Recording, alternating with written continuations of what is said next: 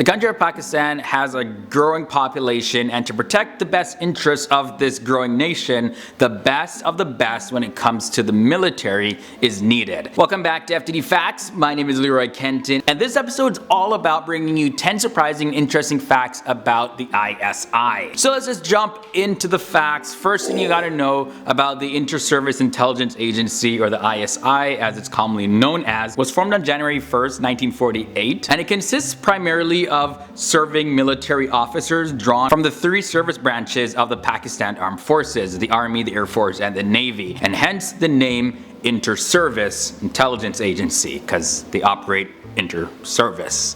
I don't think I have to explain that again. However, this agency also recruits many civilians. Now, did you know that it is the largest intelligence agency in the world? Apparently they have over 10,000 agents in the field worldwide. However, it is one of the least funded agencies in the world. It is above all laws in its home country of Pakistan, and it's often referred to as a state within a state because its policies are made outside of all other institutions with the exception of the army.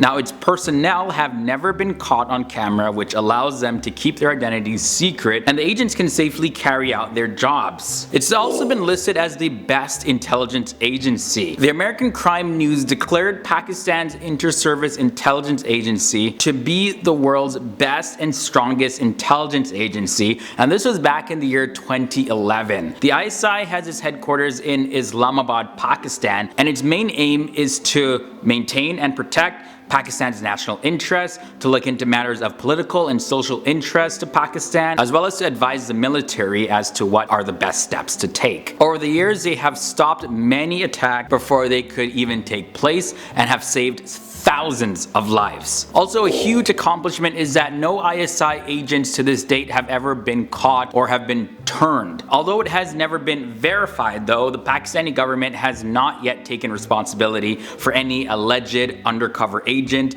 that was caught on foreign soil. There are stories of officials like squadron leader Khalid Khawaji that were arrested on Pakistani soil for conspiracy against the state, but it seems that the ISI have been particularly good at insulating themselves from any direct involvement in any of the covert operations that they have supposedly orchestrated. Now, if this is true, that's very impressive. Now let's talk more about their thousands of agents that they have. Now, there doesn't seem to be any verified count of the number of agents that work in relation with the ISI, both directly or indirectly. Now, what is known is that the ISI does recruit from the Pakistani military force as well as civilians, and they go through rigorous training. The training seems to be so secretive that there's very little information and details about it. What you can tell for certain is that the agents are trained in covert intelligence gathering and counterintelligence that they actually receive from all around the world, including the United States. For their headquarters, that's located in Pakistan's capital of Islamabad, and now their complex consists of various low-rise buildings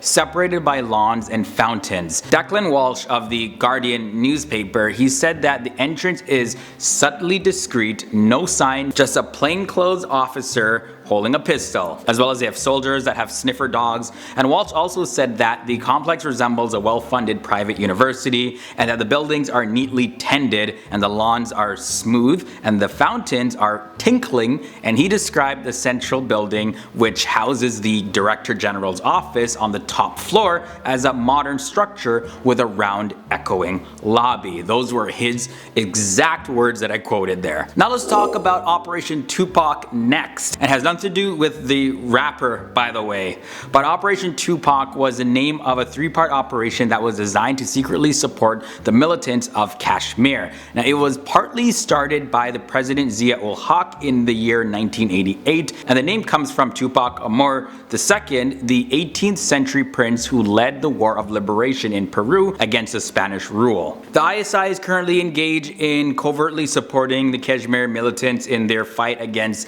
the Indian authorities is in Kashmir, and the militants in Kashmir are fighting to be independent from India and become part of Pakistan. Another notable event in the ISI history is the Kargil War. The Kargil War of 1999 is nothing short of a Hollywood war film, like seriously. The line of control between India and Pakistan is one of the most inhospitable places on the planet, not only because of the political tensions that sometimes comes up between these two countries, but also because it gets unbearably cold in the winter time. There is an unwritten agreement that during the winters, neither force will occupy the borders post. The ISI, however, broke this agreement in winter of 1998 to 1999, which led to the Kargil War in the following summer. Although it's reported that Pakistan did lose the war, it is considered a victory for the ISI as it caught the Research and Analysis Wing, which is the Indian counterpart agency, completely off guard. India had no clue about the infiltration until a shepherd informed them about unknown strangers occupying Indian posts. This is of course all reported from the perspective of Pakistan. Now let's talk about the interest in Hindus as spies.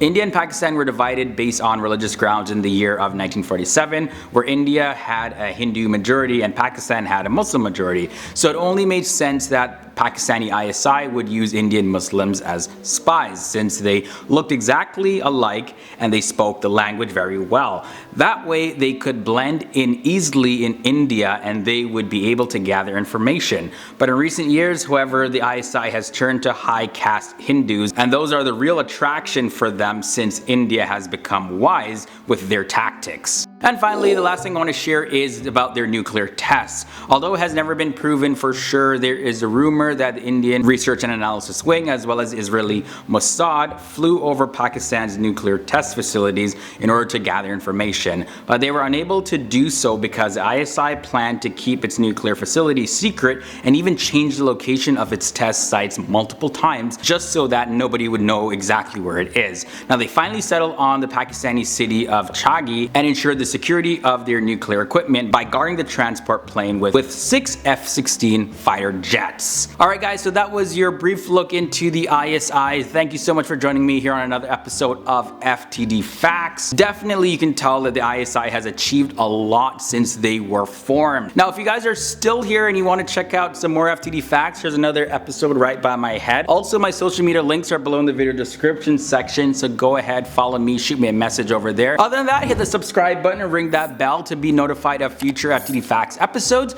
and I'll see you next time in another episode.